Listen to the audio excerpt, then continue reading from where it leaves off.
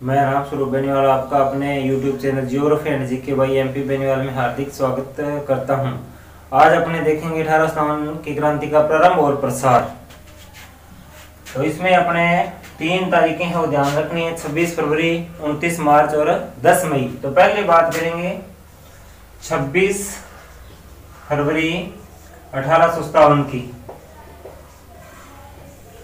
तो इसमें 26 फरवरी को क्या होता है, एक छावनी है बुरहानपुर छावनी। ये स्थित होती है यूपी में। इसमें क्या होता है कि सेना की 19वीं इन्फेंट्री है वो तैनात रहती है। तो 19वीं इन्फेंट्री के सैनिक विद्रोह कर देते हैं, यहाँ विद्रोह कर देते हैं, बगावत कर देते हैं सबसे पहले प्रारंभ में। इसके बाद में 29 मार्च की बात करते हैं 1857 को क्या रहता है। इसमें जो छावनी है वो है बैरकपुर छावनी। ये रह जाती है बंगाल के पास है ये छावनी है वो रह जाती। इसमें सेना की कौन सी इन्फेंट्री, 13वीं इन्फेंट्री इसमें कार्यरत रहती है सेना की। तो इसमें 13वीं इन्फेंट्री के मंगल पांडे हैं, वो क्या है, विद्रोह कर देते हैं, यहाँ विद्रोह कर देते हैं। एक बात इसमें हो रहा है कि इसमें अधिकारी होता है, एक अंग्रेज अधिकारी, बोग की हत्या हो जाती है। अधिकारी बोग की हत्या हो जाती है इसमें।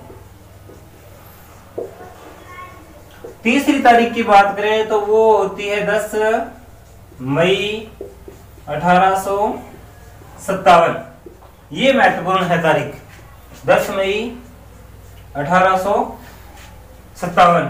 तो ये है अपनी छावनी की बात करें तो मेरठ छावनी, और ये है वो क्रांति की शुरुआत की दिनांक मानी जाती है। क्रांति की शुरुआत या प्रारंभ की दिनांक मानी जाती है, दिनांक मानी जाती है। तो अपने को इसमें 26 हो गया, 29, 10 मई 1857 को मेरठ छावनी में जब मंगल पांडे 29 मार्च को विद्रोह करते थे, उसके बाद में बोग की हत्या के बाद में, ये याद रखना, ये क्रांति की शुरुआत मानी जाती। पहले अपने पढ़ेंगे दिल्ली पर अधिकार। सबसे पहले दिल्ली पर अधिकार। तो 10 मई को 1857 को मेरठ छावनी में विद्रोह सैनिकों ने कर दिया था। तो 10 मई 1857 को मेरठ छावनी के सैनिकों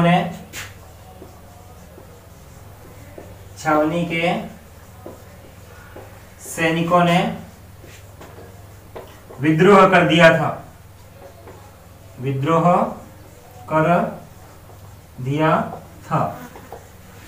अब इसके बाद में नेक्स्ट जो घटना है वो रहती है 12 मई 1857 की।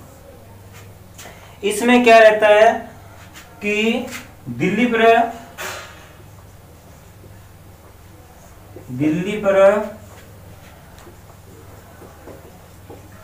क्रांतिकारियों का अधिकार हो जाता है, क्रांतिकारियों का अधिकार हो जाता है। और इसके बाद दिल्ली की गद्दी पर, या दिल्ली का सम्राट बहादुर शाह को घोषित कर दिया जाता है। इस क्रांति के बाद घोषित कर दिया जाता है। इसके बाद क्या होता है कि दिल्ली के सम्राट बहादुर शाह या बहादुर शाह जफर को घोषित कर दिया जाता है। इसके बाद एक अंग्रेज अधिकारी जो कि शस्त्रागार का अधिकारी होता है, विलोपी की हत्या हो जाती है।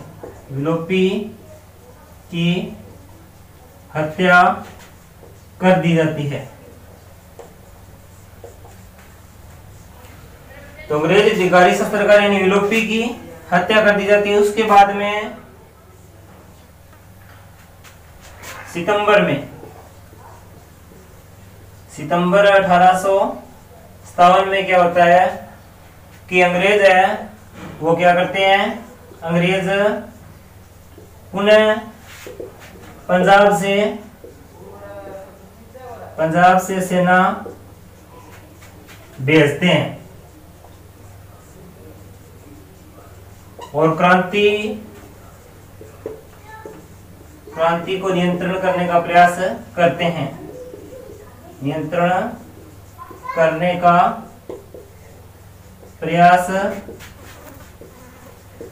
हैं। तो अपने बात कर रहे थे अभी दिल्ली पर पुनः अधिकार के लिए। दिल्ली पर पुनः अधिकार के लिए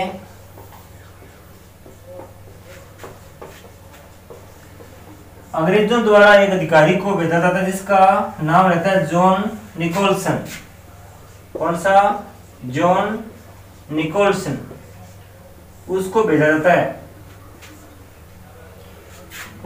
भेजा कब जाता है?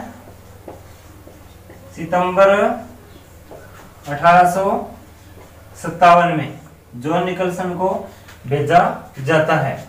इसके बाद में क्या होता है कि इस अधिकारी की मृत्यु हो जाती है। इसकी भी मृत्यु हो जाती है अतिशीघ्र।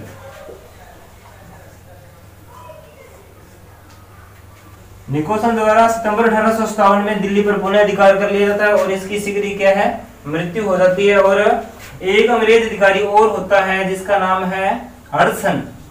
क्या नाम उसका? हडसन। हडसन के द्वारा यानी बहादुर शाह जफर को बंदी बनाया जाता है। बंदी बनाया जाता है और कहां भेजा जाता है? रंगून। उसको रंगून भेज दिया जाता है।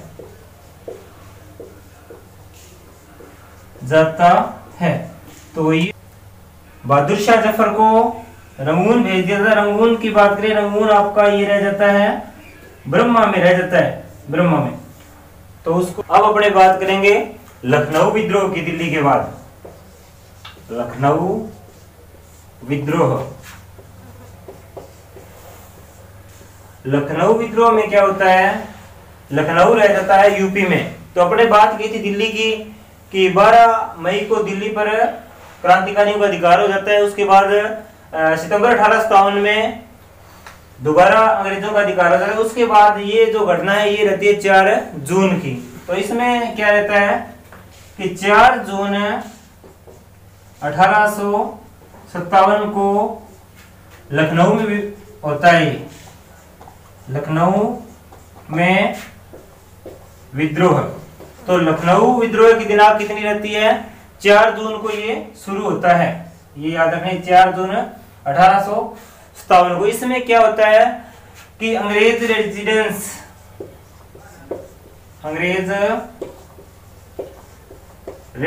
होती है।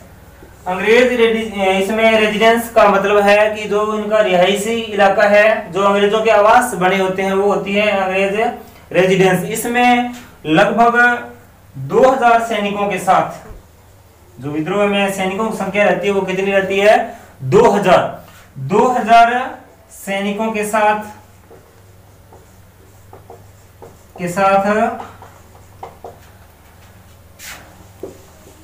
रेजिडेंस पर विद्रोह करते हैं, विद्रोह करते हैं।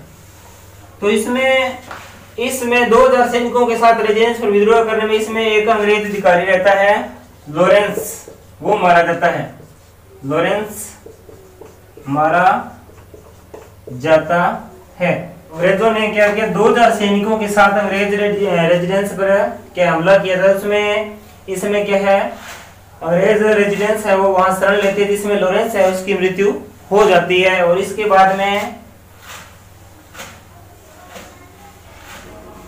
नवंबर 1857 को कोलिन कैम्पबेल को भेजा जाता है अंग्रेजों के द्वारा। कोलिन कैम्पबेल को इंग्लैंड से भेजा जाता है, इंग्लैंड से भेजा जाता है। और कोलिन कैम्पबेल के द्वारा क्रांति को नियंत्रित करने के लिए कोलिन कैम्पबेल के द्वारा क्या किया जाता है कि मार्च 1858 में पुनः अंग्रेजों का लखनऊ पर अधिकार हो जाता है, पुनः लखनऊ पर अंग्रेजों का अधिकार हो जाता है, अधिकार हो जाता है। तो ये था अपना, तो अपने पढ़ेंगे कानपुर विद्रोह, कानपुर विद्रोह।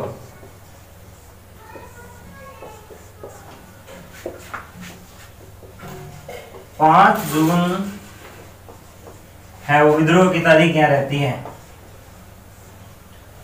कानपुर में 5 जून को विद्रोह होता है और क्रांति का नेता नाना साहब पेशवा को घोषित किया जाता है, नाना साहब पेशवा को घोषित किया जाता है।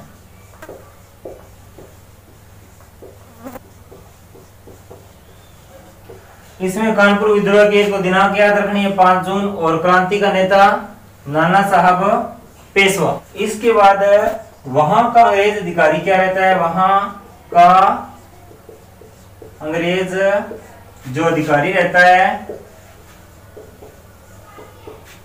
वो रहता है आपका ह्यू व्हीलर।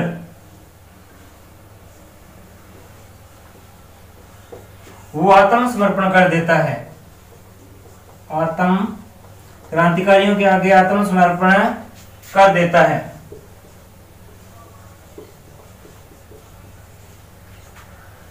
पांच जून को क्रांतिकारियों का कानपुर पर अधिकार हो जाता है और उसके बाद ह्यू व्हीलर है वो आत्मसमर्पण कर देता है। इसके बाद नाना साहब पेशवा को, नाना साहब पेशवा को त्यांत्या टोपे, नाम सुना होगा आपने, त्यांत्या टोपे की सहायता प्राप्त होती है। यहाँ सहायता प्राप्त, यानी वो सहायता करते हैं नाना साहब पेशवा की, त्यांत्या टोपे। इसके बाद में क्या होता है, कोलिन कैम्पबेल जो रहता है, जो लखनऊ विद्रोह में जो नाम आया था कोलिन कैम्पबेल, कोलिन कैम्पबेल के द्वारा 6 दिसंबर 1857 को पुनः कानपुर पर अधिकार हो जाता है, पुनः कानपुर पर अंग्रेजों का अधिकार हो जाता है, अंग्रेजों का अधिकार हो जाता है। तो इस प्रकार ये था कानपुर का विद्रोह और इसके बाद अपने पढ़ेंगे झांसी का विद्रोह।